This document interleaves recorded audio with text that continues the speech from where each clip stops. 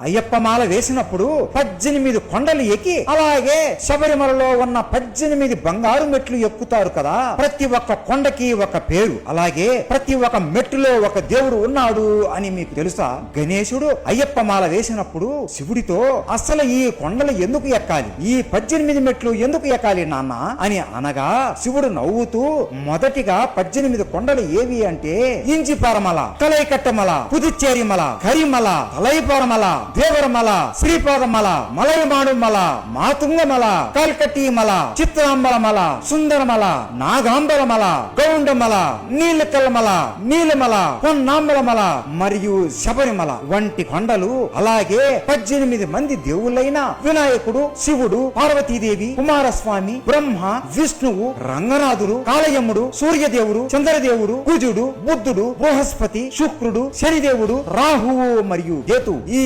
దేవుళ్ళని మరియు 18 తత్వాలు అయినా చూడడం, వినడం, సువాసన, రుచి, స్పర్శ, కామం, దురాశ, క్రోధము, కోపము, మోహము, మదము, మాత్సర్యము, దాంభికము, సాత్వికము, రాజసము, తామసము, విద్య, అవిద్య వంటి గుణాలను తెలియచెప్పే విధముగా ఈ 18 మెట్లను నిర్మించడం జరిగింది. గణేశ, నీకు మీ తమ్ముడు ఎవరో తెలియకపోవచ్చు, కానీ మీ తమ్ముడికి నువ్వు ఎవరో బాగా తెలుసు. అందుకే ఒక మెట్టులో నువ్వు కూడా ఉండేలా నిర్మించడం జరిగింది. నువ్వైనా, నేనైనా, ఎవరైనా సరే ఈ మెట్లు ఎక్కేటప్పుడు ఇది గుర్తుకు పెట్టుకోవాలి. మీరు అయ్యప్పను దర్శించుకోవడానికే కాదు, ఇంతమంది దేవుళ్ళని, ఇన్ని కొండలని దర్శించుకొని ఆ తరువాతనే అయ్యప్పను దర్శించుకుంటున్నారు. ఇంత గొప్ప ఆలయం గణేశ ఈ శబరిమల ఆలయము. అసలు అయ్యప్ప మాల ఎందుకు వేసుకుంటారు? అయ్యప్ప మాల వేసుకున్నాక ఏ నియమాలు పాటించాలో మీకు తెలుసా? శబరిమల ప్రయాణం ఎలా చేయాలో మీకు తెలుసా? శబరిమలలో ఉన్న అయ్యప్ప విగ్రహం ఎలా వచ్చిందో మీకు తెలుసా? కన్యస్వాములు శబరిమలకు తప్పకుండా ఎందుకు వెళతారో మీకు తెలుసా?